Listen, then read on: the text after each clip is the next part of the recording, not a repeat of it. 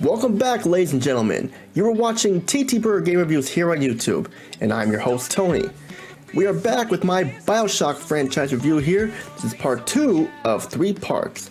Last part, we took a look at the original BioShock for the PlayStation 3, and I gave it a 9.5 out of 10. It was a fantastic game, but there were small little complaints I had with it that prevented it from getting a perfect 10, but it's definitely an amazing game that's still amazing to this day, and I recommend you all to check it out because it is worth it in the end. But now we're going to zoom ahead a few years later after the release of the original BioShock. We're going to bring you the sequel, where you play as the prototype Big Daddy, trying to protect the main little sister, while trying to survive and other things, going to water and more in the derelict city of Rapture, taking place in 1968. This is BioShock 2 for the PlayStation 3, Xbox 360, and PC.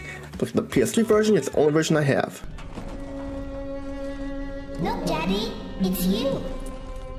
The 2010 release of BioShock 2 faced a formidable challenge, following up a game widely hailed as a masterpiece. The original BioShock had not only redefined first-person shooters, but had become a cultural touchstone, lauded for its artistic success in storytelling and world building. It was a singular experience that seamlessly blended nuanced philosophical themes with innovative gameplay and an unforgettable, hauntingly beautiful setting in the dystopian underwater world of Rapture. Developed by a new team, 2K Marine, the sequel brilliantly returns players to the iconic underwater city of Rapture, but with a critical difference: a new point of view and a more intimate personal narrative. Instead of merely replicating the shocking twist of its predecessor, BioShock 2 chose a path of refinement and expansion. It took the acclaimed gameplay and narrative framework of the original and built upon it, delivering a deeply satisfying and emotionally resonant experience that enriches Andrew Ryan's haunting world. It powerfully demonstrated the Rapture, even its beautiful and terrifying aquatic ruins, was not a one-note wonder, but a place that held many more stories and secrets to unearth. The development team, facing more immense pressure from fans and critics alike, chose to craft a sequel that could stand confidently on its own, delving into a deeper, more emotional core, rather than attempting to deliver another major surprise ending.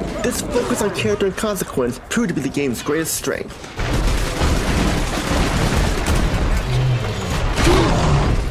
The narrative of BioShock 2 takes a bold departure by immersing players in a novel and compelling role, the role of Subject Delta, one of the very first Big Daddies and a prototype of the iconic protectors of Rapture. Your journey begins a decade after the first game and 10 years after your own demise. Miraculously revived, your sole objective is to locate your former little sister, Sofia Lamb. This pursuit is driven by a unique mental link that binds a Big Daddy to a little sister, a connection akin to a parent-child bond. This bond is more than just a reason to play. It is a fundamental motivation for everything you do, transforming the game into a desperate singular rescue mission.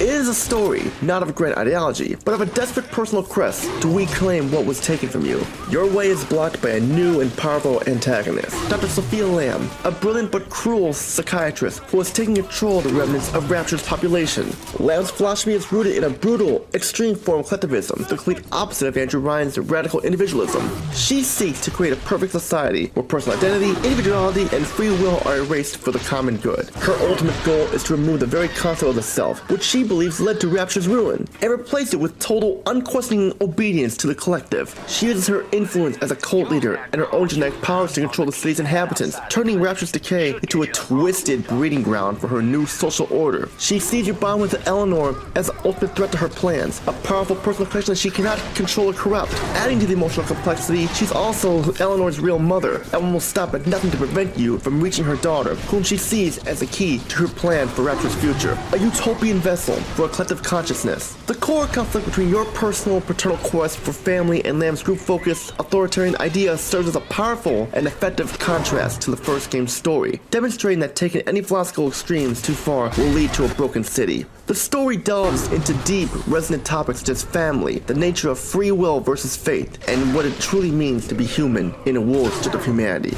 As a Big Daddy, you get a unique, quiet view of the city's tragic past and the emotional weight of your bond with Eleanor. BioShock 2 cleverly uses your unique role to tell a more personal and intimate story. The choices you make about other characters, whether you choose to save or harm them, directly affect how Eleanor matures and what kind of person she becomes. This dynamic leads to a variety of different endings that serves as a direct consequence of your actions as a father figure, making the narrative feel earned and impactful.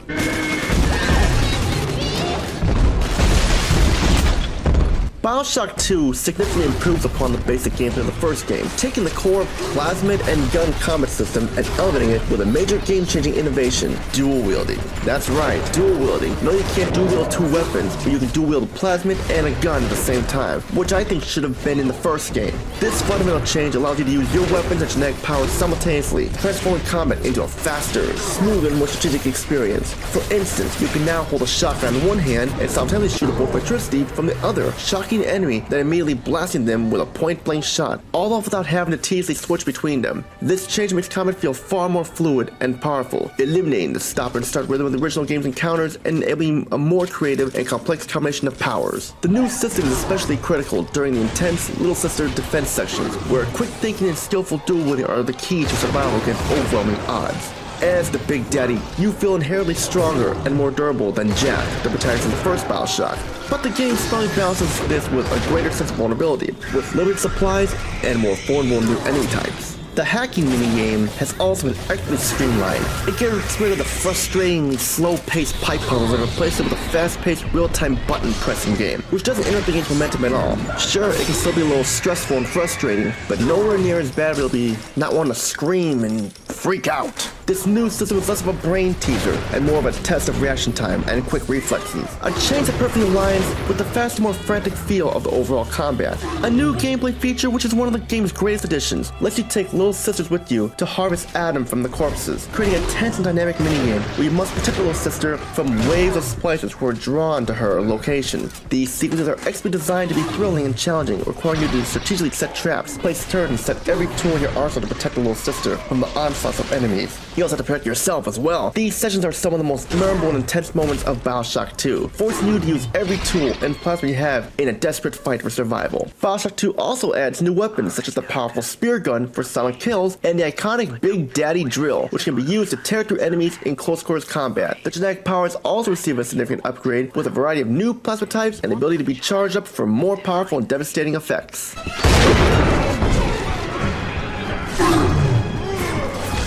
10 years have passed since the events of BioShock, and Rapture's decay is now even more profound and visually stunning. The city has become more dilapidated and waterlogged. Its once pristine Art Deco architecture is now covered in rust, barnacles, and signs of utter ruin. The visual design is a character in itself, meticulously crafted to tell a story of a city that has been left to rot and crumble under the crushing weight of the ocean.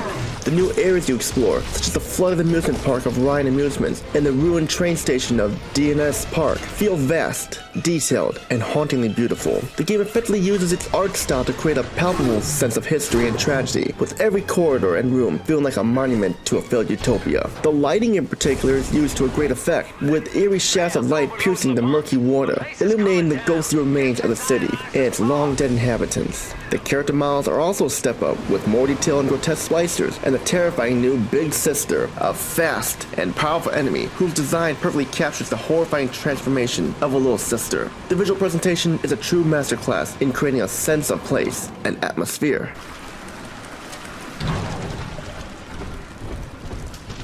The sound design in BioShock 2 is a masterpiece of creating atmosphere and a sense of unease. The haunting soundtrack, which includes sad old-time jazz and swing music, fits the ruined, forgotten atmosphere perfectly. These happy tunes, when played against the desperate screams and groans of the splicers, the haunting whispers and chilling cries of Little Sisters, and the heavy metallic footsteps of the Big Daddies echoing down a flooded hallway, create a powerful and scary clash of sounds that keep the players on edge at all times. The audio recordings known as the Audio Diaries are once again a brilliant storytelling tool, with great voice acting that gives a deep personal look into the lives of Rapture's people and the brutal fight between the ideologies of Ryan and Lamb. The new sound effects, such as the terrifying high-pitched screams of a Big Sister or the clanking and whirring sound of your Big Daddy suit, are actually made to increase tension and make you feel you are truly there in the decaying world of Rapture. It's even more decaying than before. The ambient noise of the ocean and the constant creaking of the metal walls further immerse you in the decaying underwater world, making every moment feel tense and unpredictable.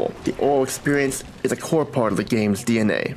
Now it's time to go to our TTBurger positives and negatives to give this game a score. For the TTBurger positives, refined, exhilarating gameplay. The dual-wielding mechanic is a masterful improvement that single-handedly transforms the combat from good to great. It allows for a continuous fast-paced flow and creative combinations that make every encounter a strategic puzzle. The streamlined hacking system and the intense low sister defense sequences are expertly designed to complement this faster pace, making the core loop incredibly satisfying and engaging. A powerful personal story. The narrative's focus on Subject Delta and his connection to Eleanor is a powerful, emotional core that stands on its own. It's a deeply affecting story of family and redemption that provides a new, compelling perspective on Rapture's history, without trying to copy the original BioShock's major twist. The multiple endings tied to your moral choices give the story significant weight and replay value. Brilliant world building and level design. The game expands on the lore of Rapture in a way that it feels organic and essential. Introducing Dr. Sofia Lamb and her collectivist philosophy offers a fascinating and equally terrifying counterpoint to Andrew Ryan's objectivism. The levels are more open and varied than in the first BioShock, with new environments like the train station, the amusement park. They feel vast, detailed, and full of secrets for players to uncover. Atmospheric masterpiece. The game's stunning visual and sound design are a character unto themselves. The decayed, flooded state of Rapture is breathtakingly rendered, and the haunting soundtrack, coupled with the chilling sound effects, creates an immersive and unforgettable atmosphere that is a true triumph. The world feels more lived in and more tragic as a result of the visual and oral decay. Enhanced player agency and pacing. As the Big Daddy, you feel more powerful from the start, but the game smartly balances this with challenging new enemies and objectives. The pacing is excellent, alternating between moments of quiet exploration, intense combat, and poignant story beats keep the player fully engaged from start to finish. Introduction of new memorable enemies. The addition of the incredibly fast and agile Big Sister and the powerful Brute Splicers add a fresh layer of challenge and variety to the combat encounters. These new threats force the player to adapt their strategy, preventing the gameplay from becoming stale. The unique pleasure of being a Big Daddy, a prototype Big Daddy to be exact. The simple act of playing as Subject Delta with its heavy, deliberate movements and the iconic drill is incredibly satisfying. The drill is not just a weapon of core, but a core part of your character, allowing for both close quarter combat and strategic attacks that feel impactful and powerful. Now for the TTBurger negatives. Lack of revolutionary narrative. While the story is excellent and emotionally resonant, it doesn't have the same shocking, genre-defying twist as the original BioShock. It focuses on refining the original formula rather than reinventing it, which may make it feel less groundbreaking despite its near-flawless execution. Frustrating Big Sister encounters. The introduction of the Big Sister is a welcome addition, but her boss encounters can be frustrating. Her high mobility and tendency to run away after taking damage often turns these intense fights into tedious chase, disrupting the game's flow and making them feel more like a chore. Repetitive core loop. The main objective of collecting additive from corpses can feel repetitive, even with the improved combat system. While the Little Sister defense sequences are well designed and exciting, the basic loop of finding a corpse, starting the harvest, and fending off waves of enemies can become predictable and repetitive, especially late in the game. Superficial multiplayer. The multiplayer mode, while decent, it's a decent type of longevity, it was forgettable and unnecessary distraction. It didn't have the same lasting appeal as the single player campaign.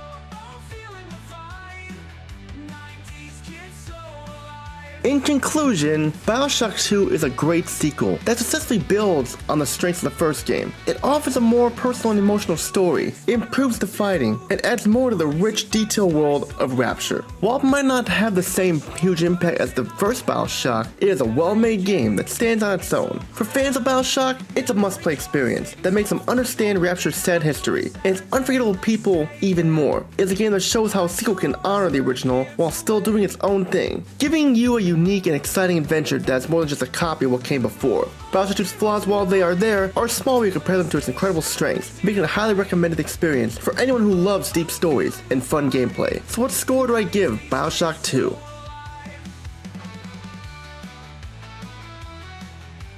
BioShock 2 is going to get some points taken off here, more points than its previous game, but it's still going to get a very high score of an 8.5 out of 10. These problems do affect the score a little bit, but not that much. But it's still a great game, definitely recommended if you enjoyed the first game. And that's it for part 2 or 3 of my BioShock franchise review here. Stay tuned for the grand finale. We're going to go from Rapture to the floating city of Columbia in the year 1912 for BioShock Infinite for the PlayStation 3. How does this game fare from the other 2 games? Find out next. Which all I can say is Tony. Peace and out. Have a great day and see y'all in BioShock Infinite. Take care, ladies and gentlemen.